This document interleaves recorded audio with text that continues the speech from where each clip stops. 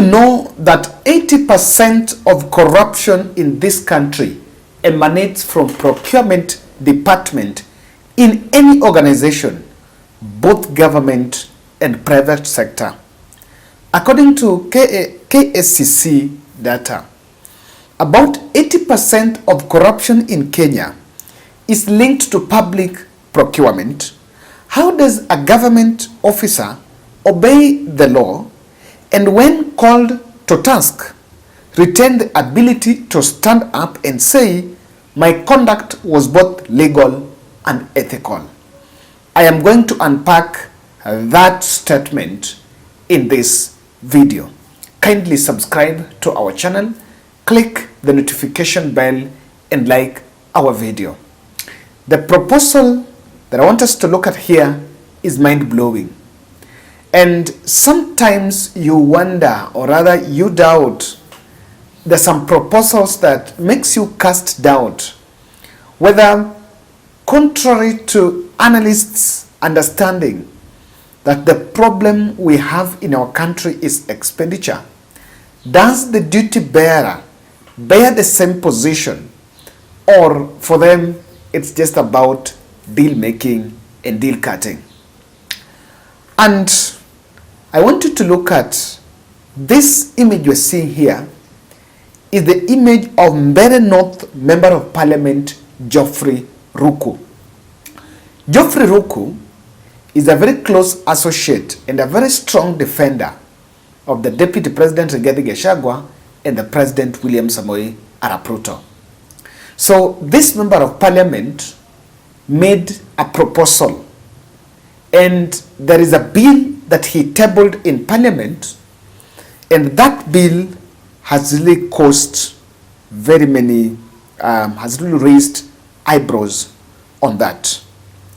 This Mbeere Member of Parliament is saying that he's proposing the repeal of Anti-Corruption and Economic Acts Crime 2003, which deals with procurement offenses relating to non-compliance with procurement guidelines and implementation of unplanned projects.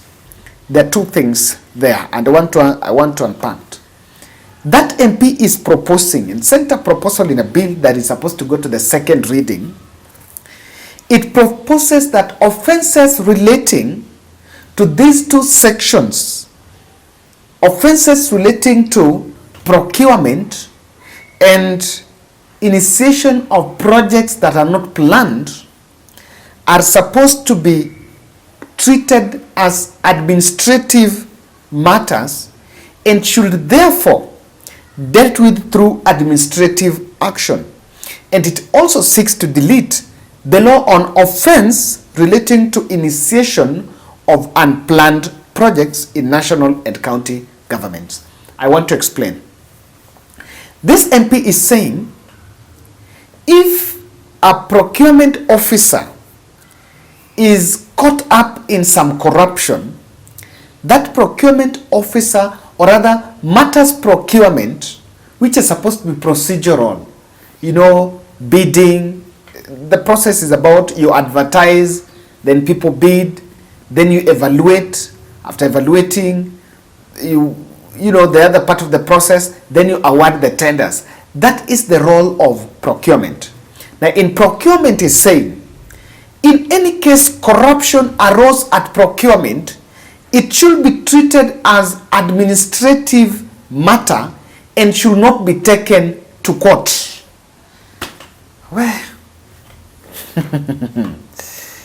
well, and Attorney General Justin Muturi and Director of Public Prosecutions Ben Renson Ingonga have rejected that bill while appearing before the Justice and Legal Affairs Committee chaired by Tharaka-Nithi Member of Parliament Murugara, has rejected the proposal to repeat the anti-corruption law to allow for administrative action instead of criminal prosecution for corruption-related offenses in procurement.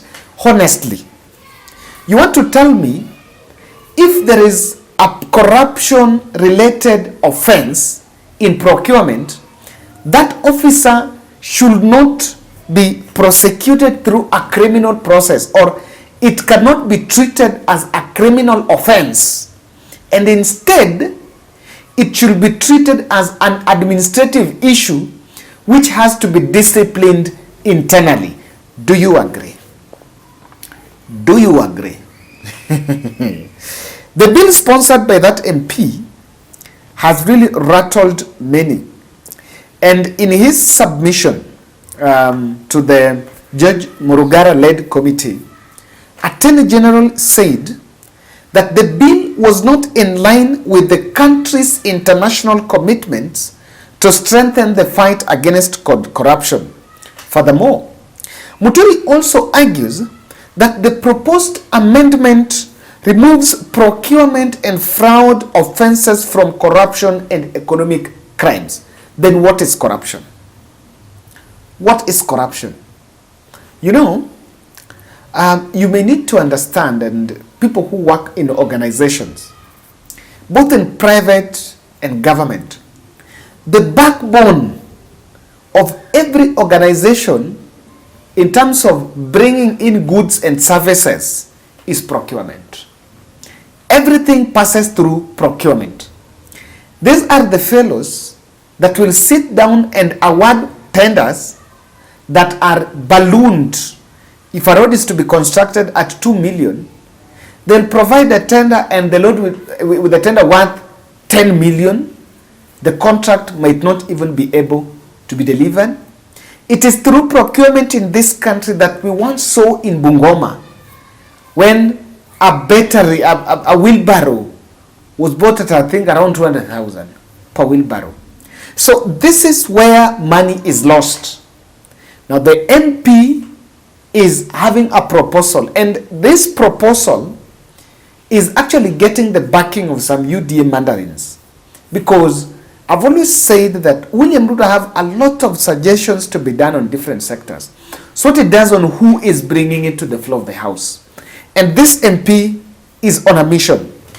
In submission that the country has arose and said no. And sometimes I think the judiciary must stand in the gap, because without judiciary, then there are so many unlawful policies or unlawful bills that will be bulldozed, and they will force their way in the Senate, or rather in the legislature, just using the majority rule. I think the MPs must come out and not just sit pretty comfortable to enjoy the fact that they have the majority, and that majority on government side prone to abuse. That should not be abused. You know, there was a time I listened to the president speaking passionately about corruption, on how judges are being bribed. Let me just play that video. So that was William Ruto talking about how judges were bribed. And to that extent, they came out with a vicious fight to wipe out corruption in the courts. But cutting across the agencies, corruption is not corruption. Corruption starts and ends at procurement. So you cannot rub off corruption at the procurement departments. Recently, there was, I think that was Onyonka was speaking in Citizen TV, and in a very interesting statement he said that the guys are just making deal making left, right and center. They're just waking up, which deal am I going to make, which other deal am I going to make. Guys are just making deals. That is something that Onyonka said. And probably that is the real picture. How can it be? Zingine hata zieleweki. Why do you want to shield corruption? What is special with procurement? Because procurement department is an organization. Finance department is an organization. Transport department is in every organization. So both of them work for the government, or both of them work for the service delivery. How do you say, and it has started with this, how do you single out and say corruption should not go to court? When someone eats kickbacks, when someone does this and that, that should not be questioned. I don't think that is the best way to go about it. And maybe we need to find out clearly, why do you think there are, who are these forces that wants to shield people in the procurement? I'm seeing three people. I'm seeing some three people that are working behind the scene to ensure that they capture procurement departments. What is administrative action? Administrative action is as simple as you are punished by being demoted. If you are head of procurement, you're demoted into some department. Is that still punishment? Or being moved from one other ministry to the other, the way we see police. You know, that's something that I saw with the police. And I was so happy when Kidiki was saying that if a police makes a mistake in a police station, you will not be punished by being transferred. He will be relieved. So in procurement, if you make a mistake, you'll be punished internally. Now, if you are punished internally, but others needs to go to court, why don't we take them to court? I'm seeing some three fellows here, some three ghosts that are pushing to ensure that they capture this sector known as procurement. Number one, there is a caucus of fellows that have created a ring within the procurement departments, and their hands is on every tender. This is a special deep state ring that has created a very illicit network at the procurement departments in every ministries, and they will be able to benefit. So this is people that are already trying to get shielded. Clearly, if it is administration, I'll talk to the manager or the board, they will transfer you. But at the end of the day, you have benefited. Where does this, if we cannot go to court, we have cases where just through flawed procurement, people have looted public coffers. There was a case where someone had apartments, high-end cars, houses, and all that are proceeds of corruption.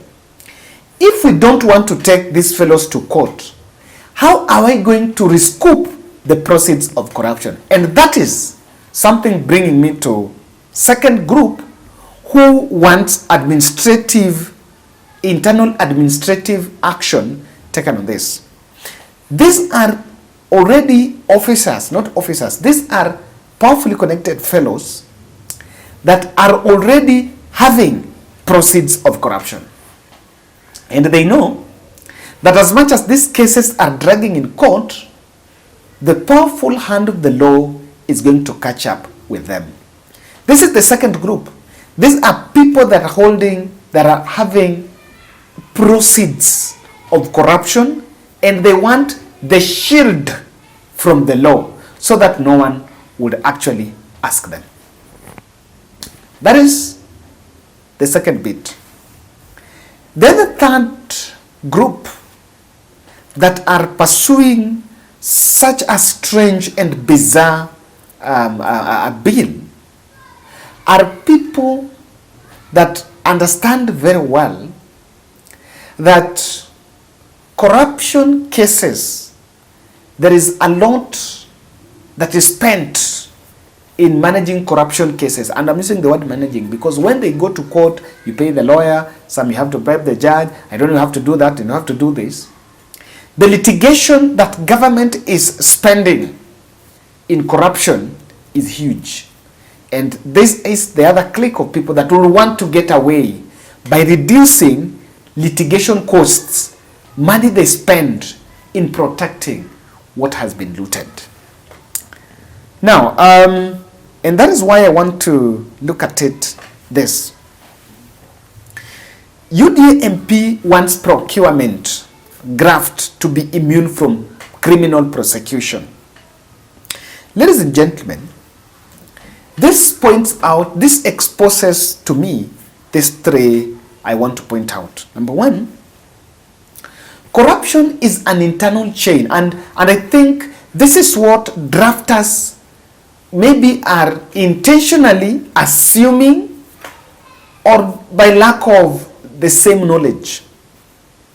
Corruption is a chain that can't happen and be punished internally. If there is a problem at procurement, the first person to be held responsible is the CEO. So if corruption happens and there is some 10 million that has been swindled, the CEO is part and parcel of it. The board members is part and parcel of it. Corruption doesn't happen in isolation. Corruption is an industrial thing. It's company. Because if there is payment to be made, who is making the payment? Do procurement people make the payment? No. The finance fellows are the people that make the payment. So, it cannot be punished internally, and internal punishment will not scare anyway. In fact, it's going to be a breeding site for corruption.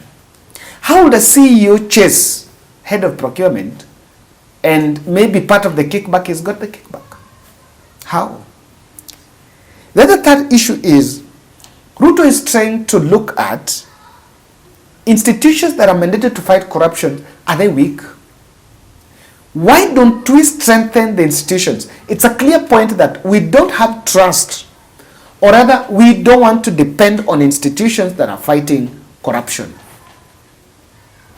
And number three, budgeted corruption still remains a big problem. And I'm a bit shocked because many analysts have always told the president, our problem is not how much we are collecting, our problem is how we are spending. And the spending nerve is procurement. Let me look at these two recent cases. Do you remember the case of Obado? This is a procurement problem where some tenders were given to family members, and this is very common in counties, where a governor gives a tender to daughter, wife, children, sister, girlfriend, this and that. Then tell me, in such instant, like that one of Obado, how will Obado punish head of procurement who awarded a tender to the daughter or the son? How? Because the new form of corruption thrives in nepotism. Nowadays people don't even have trust. So hata atataka patia mtoto wake. You know? Look at KEMSA. KEMSA is the procurement hub for drugs for all the county and public health facilities, all public hospitals. So KEMSA procures drugs on behalf of all those hospitals, and because of that economy of scale, they do get very good discounts. KEMSA has been riddled with corruption year in, year out. Uhuru Kenyatta even sent the whole board in 2021 over COVID-19 corruption scandal. And what has been done over time is just changing the top management. When there is a corruption scandal, someone is told to resign, someone resigns, after some few months get some ambassador job or some job outside, but then after some time, the whole story about procurement still emerges. If we make corruption expensive, people will not buy it. In fact, that is it. The cure to corruption should be very expensive. Not the punishment, the cost of corruption should be very expensive. For example, if you steal 1 million, then it should be that the money you return to us is 10 times or 100 times that. If you borrow 1 million, you give us 1 billion. No one will even steal a shilling. If you go to court and that uliiba some 1 million, The cash bail should not be some 500,000 or 300,000. The cash bail should be some 200 million. So even if you think the cost of corruption, if it becomes expensive, people will stop corruption. But the more we make it very cheap and manageable, I think this bill is just meant to manage corruption. And it's not supposed to fight corruption. I want to see your thoughts. But on this one, it's a wrong push.